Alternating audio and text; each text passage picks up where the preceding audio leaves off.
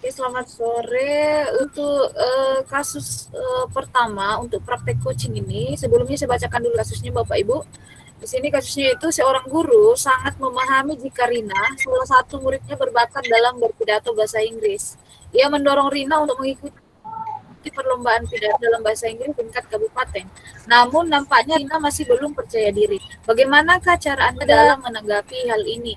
Nah, dalam praktek coaching saat ini, untuk kasus pertama ini, coach akan dipraktekkan oleh Bapak Anton, kemudian coachi akan dipraktekkan oleh Ibu Irda sebagai Rina, dan saya sendiri Bu Nur sebagai pengamat. Nah, kepada Pak Anton dan Bu Irda sebagai coach dan coachi, dipersilahkan. Selamat pagi Bu Rina, apa kabarnya? Selamat pagi Pak, kabarnya baik. Bu Rina, Bapak perhatikan akhir-akhir ini kamu kelihatan murung dan suka menyendiri. Kamu baik-baik saja kan, Rin? Baik kok Pak, tetapi Rina merasa ada sesuatu yang mengganjal dan ingin curhat tapi bingung kepada siapa.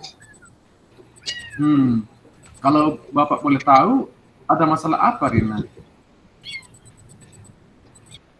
Jadi begini Pak, minggu lalu saya membaca dalam grup WA kelas dan juga di papan pengumuman sekolah bahwa Dinas Pendidikan Provinsi akan mengadakan ulang tahun PGRI dan akan menggelar lomba pidato bahasa Inggris.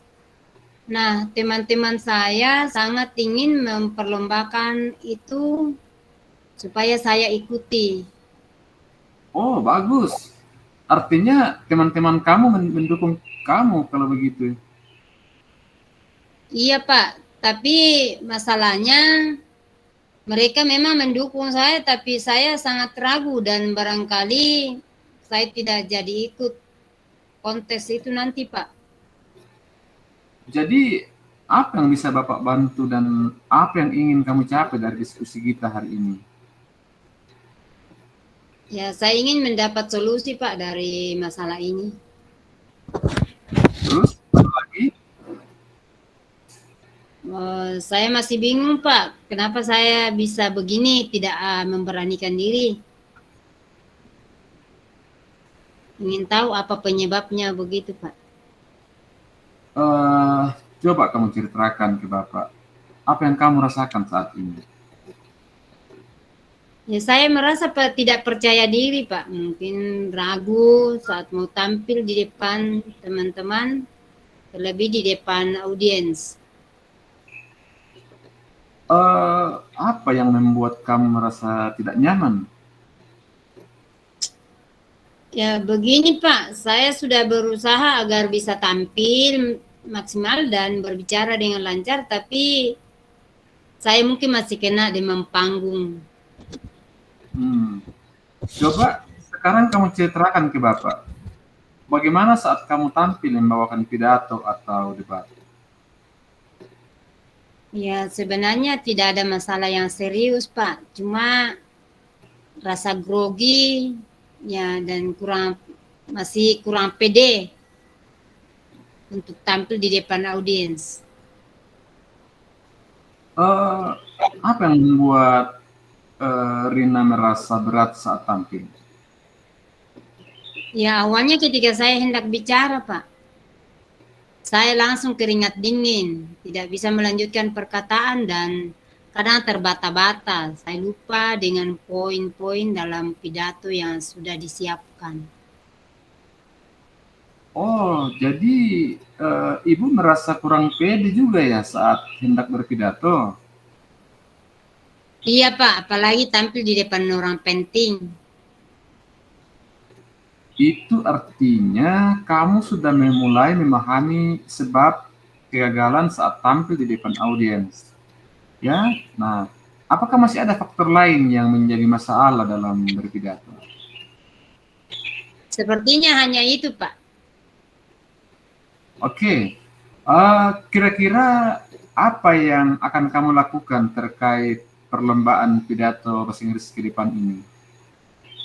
Ya, saya masih bingung mau mulai dari mana, Pak.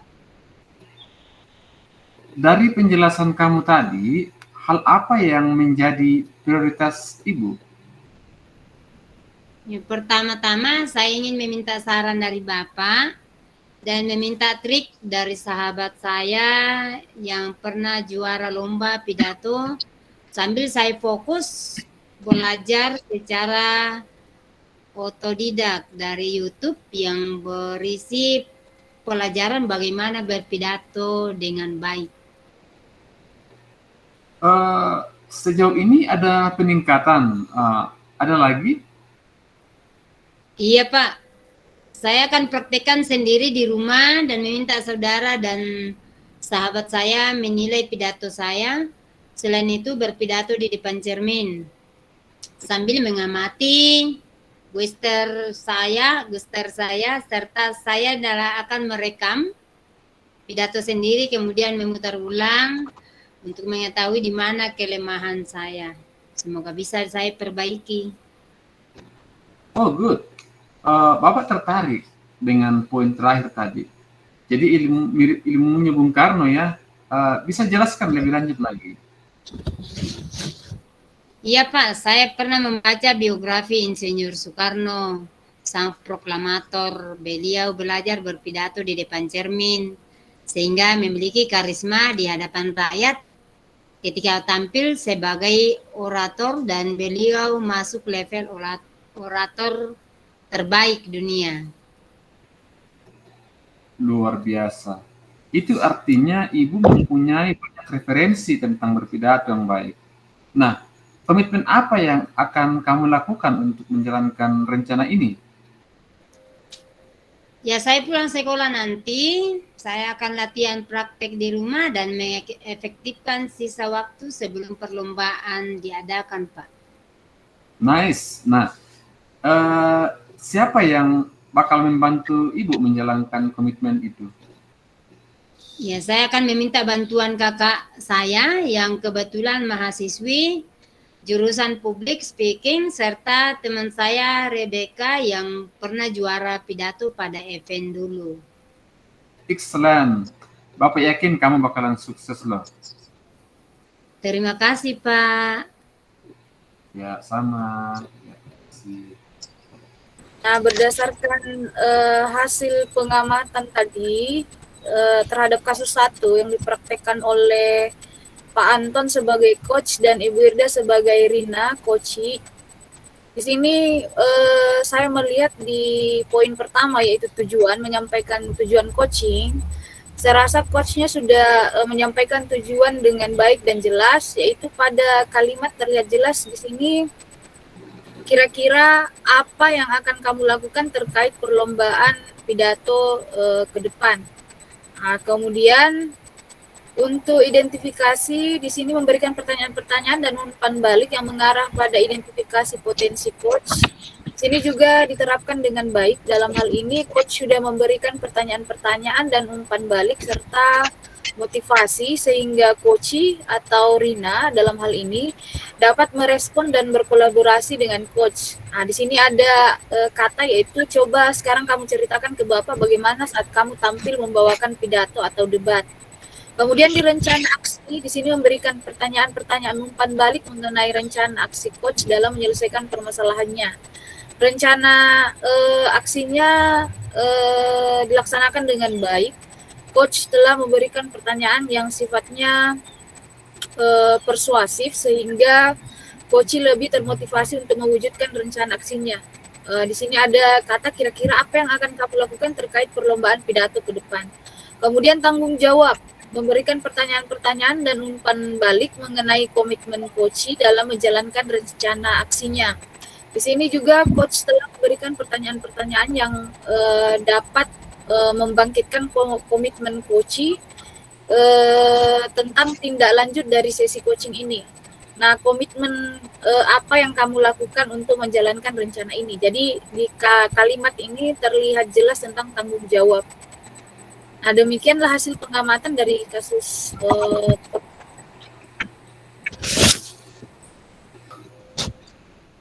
Selamat sore. Assalamualaikum warahmatullahi wabarakatuh. Izinkan kami dari kelompok 1 untuk melakukan praktek coaching Dalam hal ini praktek akan diperankan oleh kami bertiga, Ibu Nurlianti sebagai coach, kemudian Ibu Irdayanti sebagai kuci atau murid, dan saya sendiri selaku pengamat.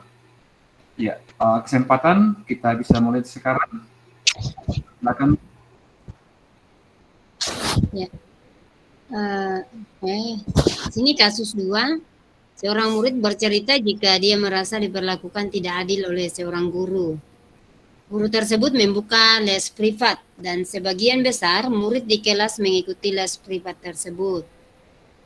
Kecuali murid tersebut merasa tidak nyaman ketika guru sering menyindir murid yang tidak mau ikut les privatnya.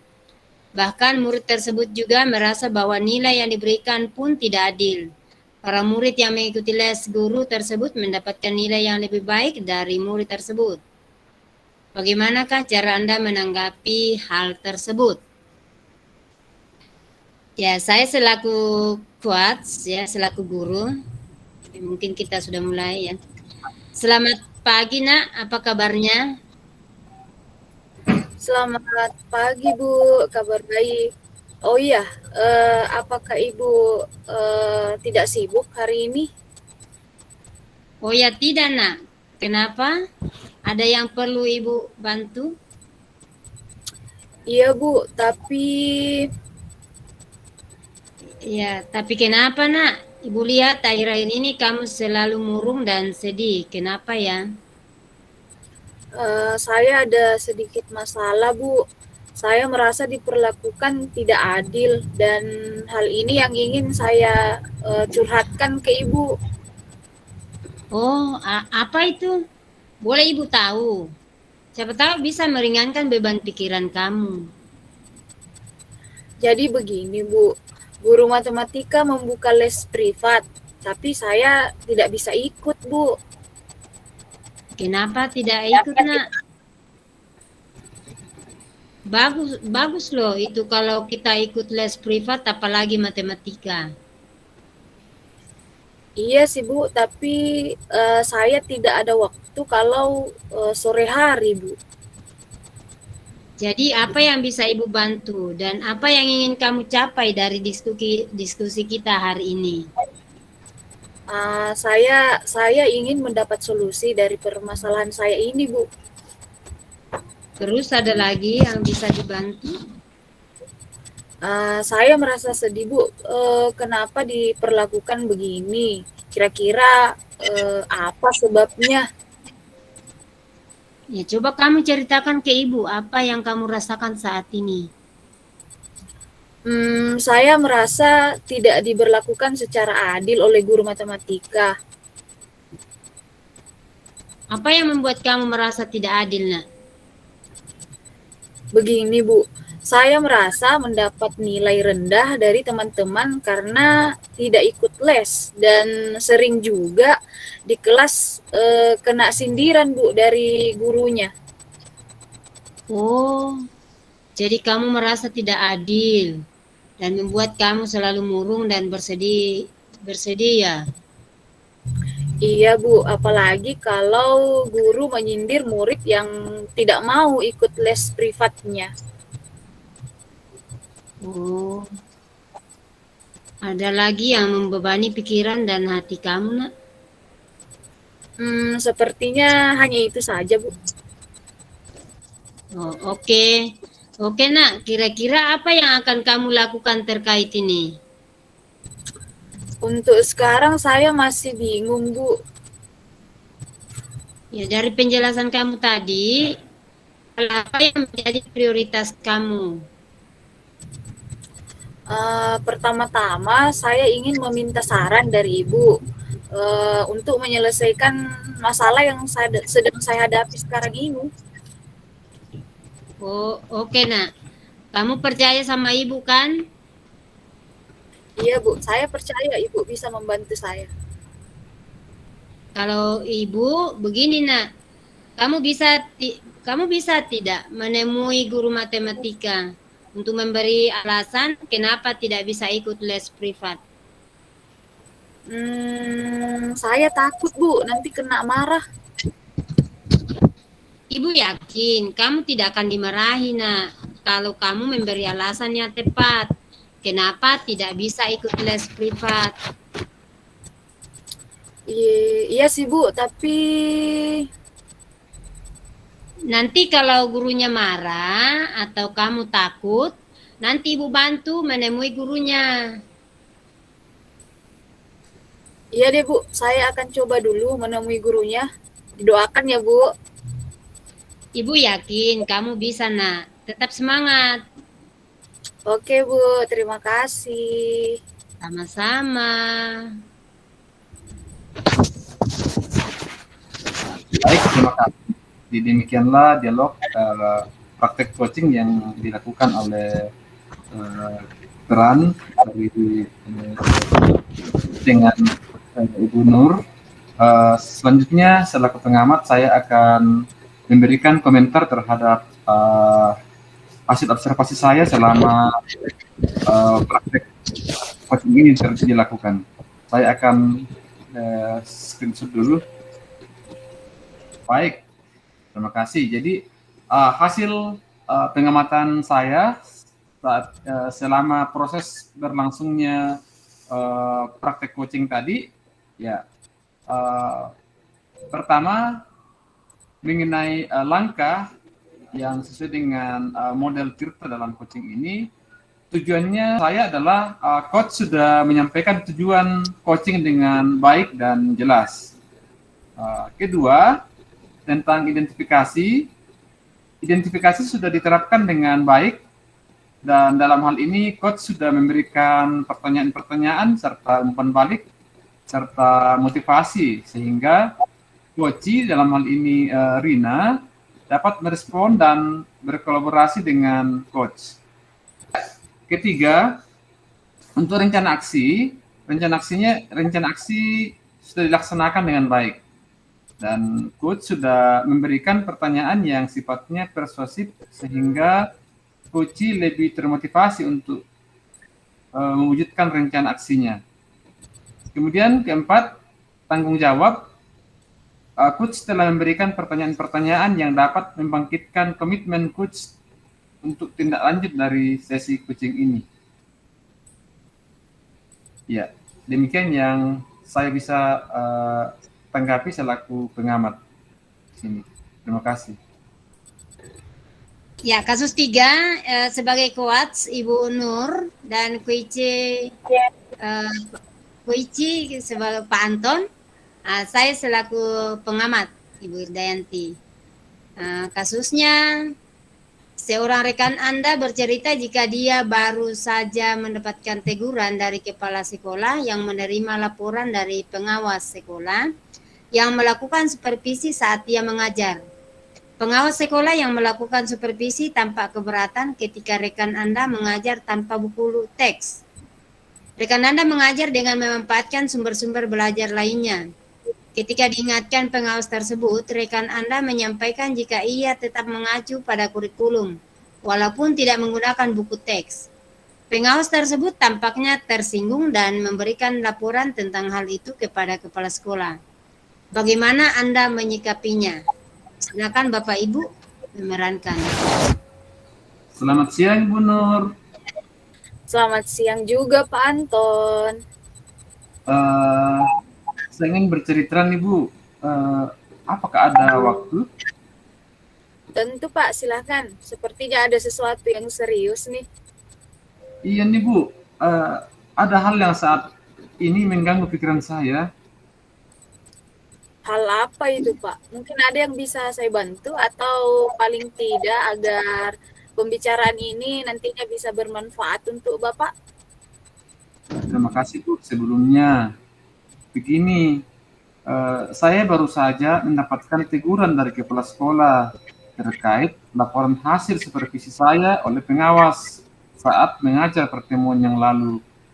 Jadi, saya butuh tanggapan dan masukan dari Ibu terkait masalah saya ini. Terkait supervisi ya Pak?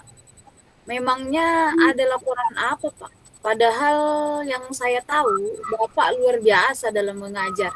Banyak rekan-rekan guru dan siswa yang mengagumi cara mengajar Bapak. Wah, terima kasih Bu. Tapi saya masih terus belajar agar bisa maksimal dalam mengajar. Masih butuh masukan dan saran dari rekan-rekan lain seperti saat ini. Dan benar Bu, ini mengenai supervisi saya. Kepala sekolah sampaikan bahwa pengawas sekolah keberatan ketika saya mengajar menggunakan teks. Jadi pengawas melakukan supervisi di kelas Bapak. Saat itu beliau mendapati Bapak sama sekali tidak menggunakan buku teks saat pembelajaran. Begitu ya Pak kira-kira? Betul Bu. Tapi saat itu saya mengajar dengan memanfaatkan sumber-sumber belajar lainnya dan tetap mengacu pada kurikulum walaupun ya tidak menggunakan buku teks. Begitu ya. Oh iya, apakah saat proses pembelajaran saat itu Bapak ada kendala dikarenakan tidak menggunakan buku teks atau siswa mungkin? Sama sekali tidak Bu. Justru proses pembelajaran berjalan lebih aktif, siswa merasa lebih senang dikarenakan pemanfaatan sumber-sumber belajar lainnya tersebut yang tidak harus melulu melalui buku teks supaya siswa pun tidak merasa bosan. Berarti sudah luar biasa loh Pak, menurut saya, jika terkait proses pembelajaran Bapak saat itu.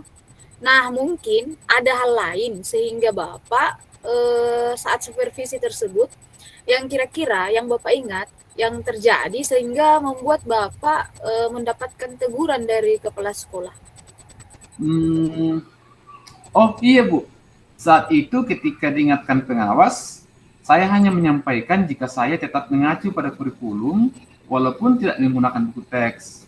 Dan pengawas tersebut tampaknya tersinggung sehingga memberikan laporan tentang hal tersebut kepada kepala sekolah.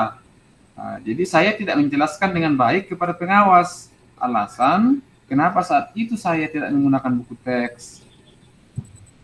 Berarti kita sudah memahami ya Pak, apa yang kira-kira menyebabkan adanya laporan pengawas kepada kepala sekolah sehingga berujung pada teguran kepada Bapak.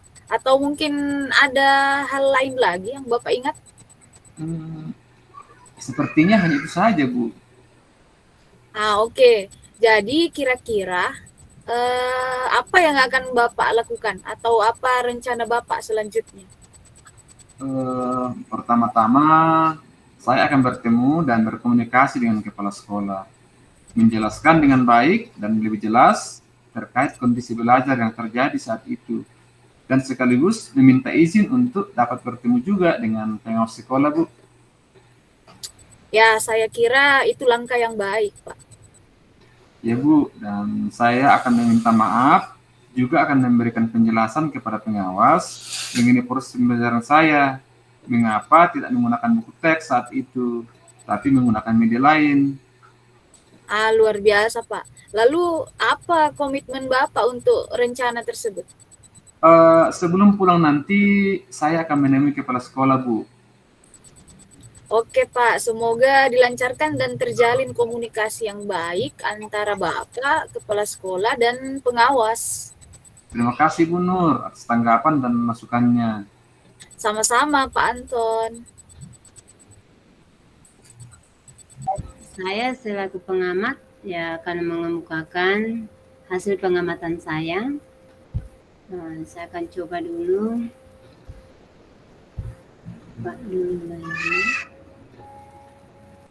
Yang pertama, tujuan coaching jelas.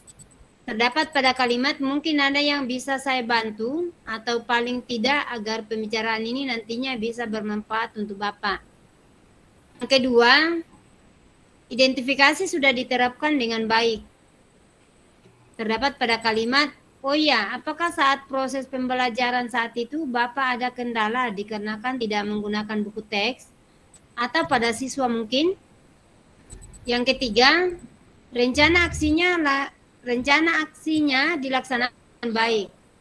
Coach telah memberikan pertanyaan yang sifatnya persuasif, sehingga Coach C lebih termotivasi untuk mewujudkan rencana aksinya. Terdapat pada kalimat, oke, jadi kira-kira apa yang akan Bapak lakukan? Atau apa rencana Bapak selanjutnya? Yang keempat, Coach telah memberikan pertanyaan-pertanyaan yang ada untuk membangkitkan komitmen Coach C tentang tindak lanjut dari sesi coaching ini. Terdapat pada kalimat, luar biasa Pak, lalu apa komitmen Bapak untuk rencana tersebut? Ya, sampai di situ hasil pengamatan saya Bapak Ibu. Terima kasih. Terima kasih, Bu. Ya, terima kasih banyak Bu. Ibu pengamat. Ya.